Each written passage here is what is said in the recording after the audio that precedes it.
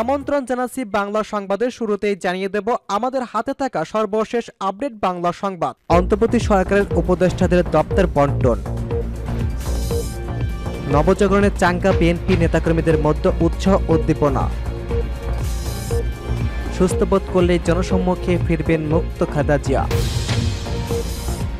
সর্বশেষ জানিয়ে দেব নির্বাচনী ঘোষণা এলেই দেশে ফিরবেন শেখ হাসিনা। শুনছিলেন সংবাদ শিরোনাম, এখন বিস্তারিত। তার আগে অনুরোধ থাকবে ভিডিওতে একটি লাইক কমেন্টস করে জানিয়ে দিন আপনি কোথা থেকে শুনছেন এবং দেখছেন।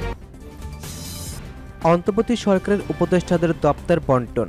অন্তর্বর্তীকালীন সরকারের উপদেষ্টাদের দপ্তর বণ্টন করা হয়েছে। শুক্রবার দুপুরে তাদের মধ্যে দপ্তর বণ্টন করা হয়।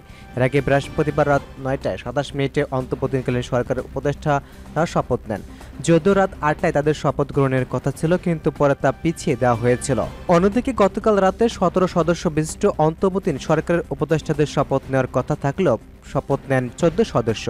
ফারুকি আজম, বিধান রঞ্জন রায়, সুপ্রদীপ চাকমা ঢাকার বাইরে থাকায় তারা গতকাল শপথ নিতে পারেনি বলে শপথ অনুষ্ঠানে জানিয়েছেন মন্ত্রিপরিষদ সচিব মোহাম্মদ মাহবুব হোসেন। এদিকে আজ মন্ত্রিসভা পরিষদ বিভাগের প্রজ্ঞাপনে জানানো হয়, প্রধান উপদেষ্টা ডক্টর মোহাম্মদ ইউনূস 27 মন্ত্রণালয় ও বিভাগীয় দায়িত্ব পালন করবেন। সেগুলো হলো মন্ত্রিপরিষদ বিভাগ, প্রতিরক্ষা মন্ত্রণালয়, সশস্ত্র বাহিনী বিভাগ, শিক্ষা মন্ত্রণালয়, সড়ক পরিবহন ও সেতু মন্ত্রণালয়, খাদ্য মন্ত্রণালয়, গৃহায়ণ ও গণপূর্তি মন্ত্রণালয়, ভূমি মন্ত্রণালয়, বস্ত্র ও পাট মন্ত্রণালয়, কৃষি মন্ত্রণালয়, বিজ্ঞান ও প্রযুক্তি মন্ত্রণালয়, রেলপথ মন্ত্রণালয়, জনপ্রশাসন মন্ত্রণালয়, বিদ্যুৎ জ্বালানি ও খনিজ সম্পদ মন্ত্রণালয়, নৌ পরিবহন মন্ত্রণালয়, প্রাণী সম্পদ মন্ত্রণালয়, মহিলা ও শিশু বিষয়ক মন্ত্রণালয়, দুর্যোগ ব্যবস্থাপনা ও ত্রাণ মন্ত্রণালয়, তথ্য ও সম্প্রচার মন্ত্রণালয়, প্রবাসী কল্যাণ ও বৈদেশিক কর্মসংস্থান মন্ত্রণালয়, বাণিজ্যিক মন্ত্রণালয়, শ্রম ও কর্মসংস্থান মন্ত্রণালয়, সাংস্কৃতিক মন্ত্রণালয়, বেসামরিক বিমান পরিবহন ও পর্যটক মন্ত্রণালয়, মুক্তিযোদ্ধা বিষয়ক মন্ত্রণালয়, পার্বত্য চট্টগ্রাম বিষয়ক মন্ত্রণালয়, প্রাথমিক ও গণশিক্ষা মন্ত্রণায়।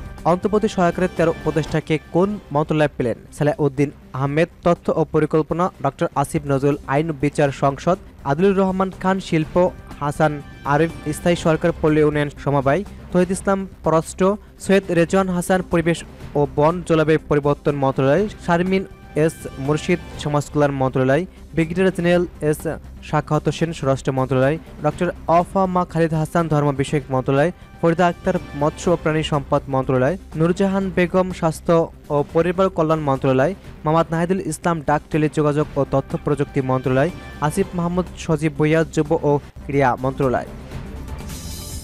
নবজাগরণের চাঙ্গা বিএনপি নেতাকর্মীদের মধ্যে উৎসাহ উদ্দীপনা। শেখ হাসিনা সরকারের ভয়াবহ পতন প্রায় 1.5 যুগ পর স্বস্তিতে নিঃশ্বাস ফেলেছে বিএনপি নেতাকর্মীরা। অথচ কিছুদিন আগেই রাজনীতির ভবিষ্যৎ নিয়ে হতাশায় ভুগছিলেন তারা। জাতীয় নির্বাচনের আগে আন্দোলন করতে গিয়ে দলটির বিপুল সংখ্যক নেতাকর্মীকে কারাগারে যেতে হয়েছিল। গত 2-3 মাসে তাদের বড় অংশ জামিনে মুক্তি হন। তবে কিছুদিনের মধ্যে বৈষম্যবিরোধী ছাত্র আন্দোলন ঘিরে ব্যাপক ধরপাকড় শুরু হলে আত্মগোপনে যেতে বাধ্য হন তারা। অনেকে আরেক দফা গ্রেপ্তার হয়ে জেলখানা যান, রিমান্ডে চরম নির্যাতনের শিকার হন কেউ কেউ। তবে শিক্ষার্থীদের ব্যাপক বিক্ষোভে এবার সরকারের পতনের আশাবাদী ছিলেন তারা। ছাত্র জনতার অদ্ভুতখানের মুখে গত 5 আগস্ট পদত্যাগ করে দেশ ছাড়তে বাধ্য হন শেখ হাসিনা।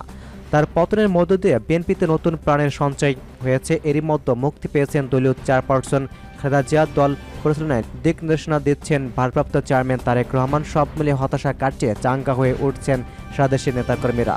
তাদের পদভারে মুখর নয়াপল্টনের কেন্দ্রীয় কার্যালয় এদিন যাদের দেখা যায়নি, এখন তারাও ভিড় করেছেন সেখানে। ঢাকায় কেন্দ্রীয় কার্যালয় সব দেশের বিভিন্ন স্থানে বন্ধ থাকা দলীয় কার্যালয়গুলো খোলা হয়েছে। নেতাকর্মীরা নির্বিঘ্নে চলাফেরা করেছে। গত বুধবার নয়াপল্টনে কোনো ধরনের শর্ত ছাড়াই বাধাবিহীন সমাবেশ করেছে বিএনপি, যেখানে বক্তব্য দেন বিএনপির চেয়ারপারসন খালেদা জিয়া ও ভারপ্রাপ্ত চেয়ারম্যান তারেক রহমান সহ শীর্ষ নেতারা।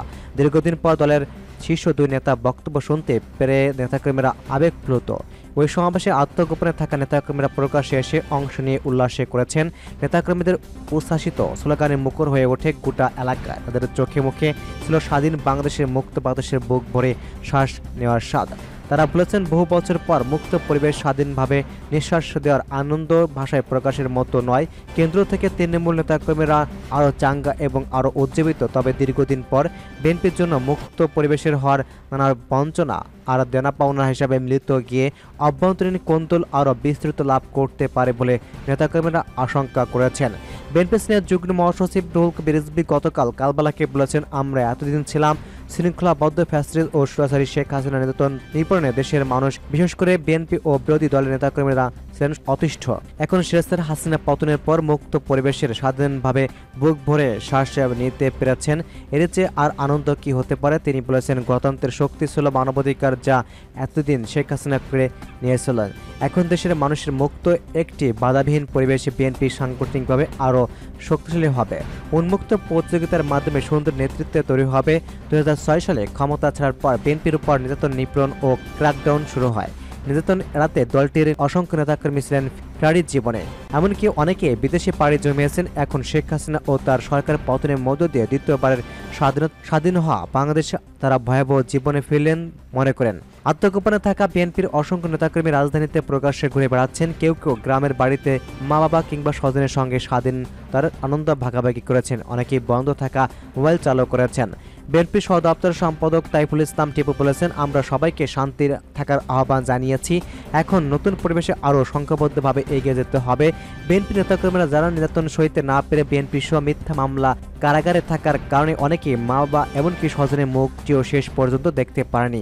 বিদেশে থাকা নেতা কেউ কেউ দেশে ফিরতে শুরু করেছেন। বিএনপির চেয়ারপারসন খালেদা জিয়াকে 2018 সালে 8ই ফেব্রুয়ারি কারাবন্দী করা হয়। নির্বাচিত জীবনযাপনে বাধ্য হন তারা বড় ছেলে এবং বিএনপির ভারপ্রাপ্ত চেয়ারম্যান তারেক রহমান। কিন্তু ছাত্র জনতার অভ্যুত্থানে শেখ হাসিনা পতন হয়েছিল গত 6 আগস্টে। খালেদা জিয়া দণ্ড মওকুফ পূর্বক তাকে মুক্তি দেওয়া হয়।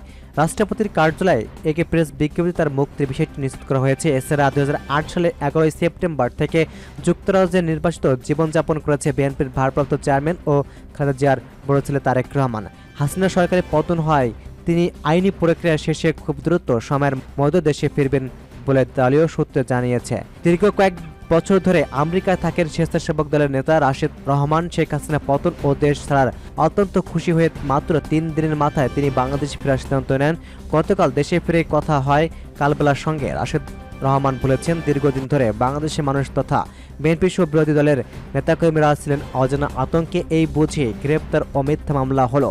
এখন স্বৈরাচার হাসিনার পতনের মধ্য দিয়ে তারা নতুন বাংলাদেশ পেয়েছে, এই জন্য অন্যরকম অনুমতি। আগের মতো আর গ্রেপ্তার, নির্যাতন ভয় ছাড়াই তারা স্বাধীনভাবে চলাফেরা ও রাজনীতি করতে পারবে। ছাত্র জনতা যে অভ্যুত্থান ঘটিয়েছে তার ধন্যবাদ ও কৃতজ্ঞতা জানান তিনি। এছাড়া শীঘ্রই বিদেশে থাকা বিএনপি অনেক নেতাকর্মী দেশে ফিরবেন। তাদের মধ্যে বিএনপির স্থায়ী কমিটির সদস্য সালাউদ্দিন আহমেদ ভারতের শিলং থেকে আগামী কয়েকদিনের মধ্যে দেশে ফিরবেন। যুক্তরাজ্য, অস্ট্রেলিয়া, জাপান ও ইউরোপের বিভিন্ন দেশ থেকে নেতাকর্মীরা দেশে ফেরার প্রস্তুত নিচ্ছেন বলে সংশ্লিষ্টরা জানান।